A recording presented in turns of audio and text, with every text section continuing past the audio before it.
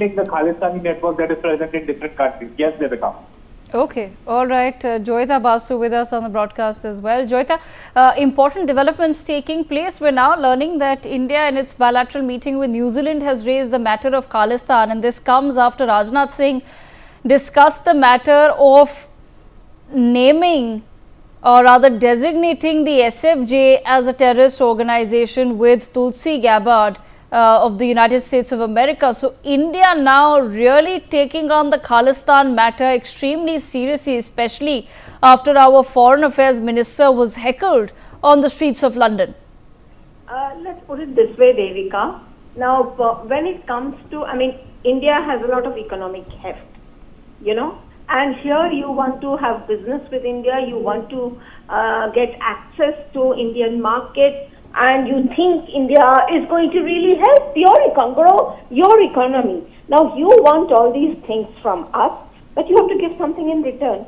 We have enough economic heft to make certain that you accept and acknowledge that in your countries you have allowed certain elements to grow which are causing a lot of security concerns to us.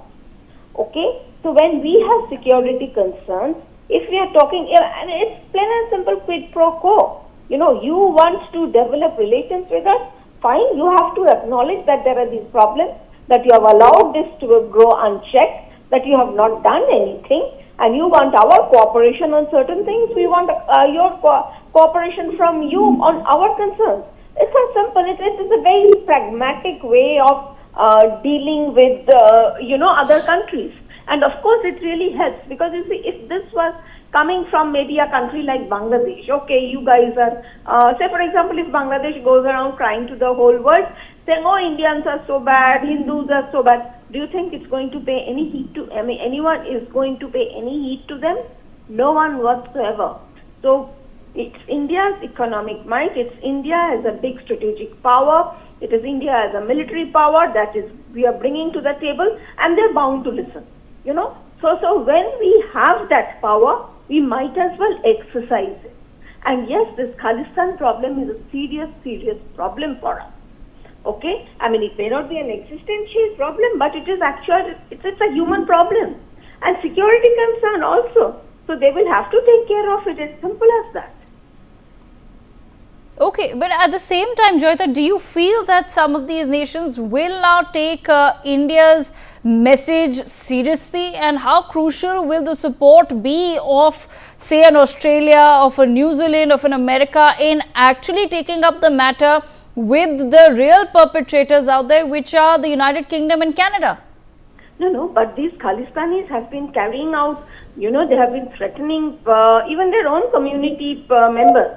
Okay, it is not just that Hindus and all who are being threatened.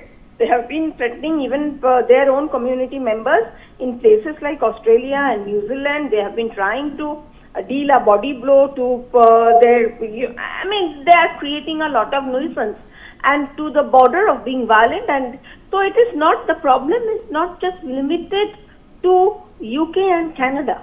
It is very much there in the US, for example. When it comes to the US, say this SFJ, they have been going around desecrating temples, vandalizing. They set on fire an Indian consulate over there. What stopped the Khalistani public or the population in New Zealand from trying something like this later? And in Australia, we have seen, it is not that, in Australia, they have been trying to carry out these referendums and all. The thing is that as long as they stay outside the territory of getting violence and physical harm, let them do whatever they can do in one corner of Australia. But the threat, the menacing threat that is always hanging, and I think the Australians did take action against them. So yes, it is not a question of where the concentration is. It's a question of every threat must be eliminated, must be ensured that it does not exist. So, and wherever this particular group is there, okay, in Australia and Canada, of course, well, if you ask me, we don't know what is going to happen about Canada, because this Carney guy, whoever he has come, I mean, the problem with Canada, as people say, who have been to Canada, who have seen what is going on, India does not have a Khalistan problem. India has a Canada problem. So if you're asking about whether something is going to happen with Canada or not, I have my grave doubts about it. But yes, at least let the problem not become big in countries, other smaller countries, smaller in the terms of that the share of population is not that huge as it is in Canada in particular and UK. Okay, all right. Joyita, thank you so much for joining us on the broadcast. We also have with us Sumit Peer. Sumit, India now really taking on the Khalistani matter very seriously. We've now been told that it has also been raised in the bilateral meeting with New Zealand after Rajnath Singh, in fact, raised the matter earlier in the day with Tulsi Gabbard. I think Devgaji, it's a very welcome step and a very welcome decision, because if you talk of the fronts what India is facing, if China is a front, if Pakistan is a front, to me, in my personal opinion, Khalistan is also a front. It is not a group of people. It's not even a terrorist organization. It's the international racket of anti-India forces, which are disguised as Sikhs and Khalistanis. They are just trying to bring down India and hurt our repute, hurt our interest in anywhere. If you look at all the major countries, for example, if you're in UK, they are there. America, they are there. Australia, they are there. New Zealand, they are there. So Europe, America, pretty much they are spread everywhere, and their sole motive and agenda is to hurt the interests of Bharat. A lot of them, by the way, are Pakistanis who just are disguised as Sikhs.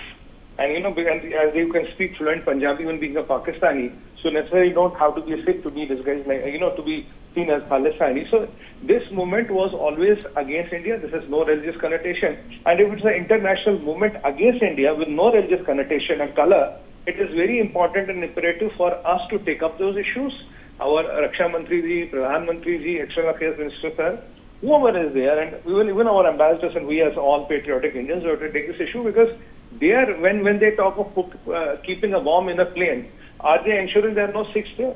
When they bombed Kanishka, who were the maximum people there? How many Sikhs were in that plane? So that talks about their actual agenda. They are, let's not forget of the K2 desk for Pakistan, where K means Kashmir and K means Khalistan. So we have our deadly enemy Pakistan, who is constantly harboring them, giving them what we call in Hindi khaat pani, money, all the support.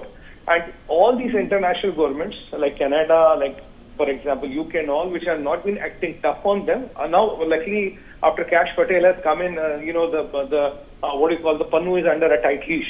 So before that, in Biden and all, they were all having a free run. They could dare to threaten our external affairs minister, threaten to bomb us, including you, me, our families with a plane and a bomb in it. They could do anything and walk scot-free. And this is no freedom of expression. This is nothing. This is anti-India plans. And I think it should be very clear with anybody who wants to do business with us, who wants to be our friends. Look, if you are my friend, my enemies, my traitors cannot be on your land. That has to be a message loud and clear. Okay. And that is our supreme national interest. Okay, all right. Sumit, thank you so much for joining us. So meanwhile, India's premier conference on geopolitics, the Rai Sena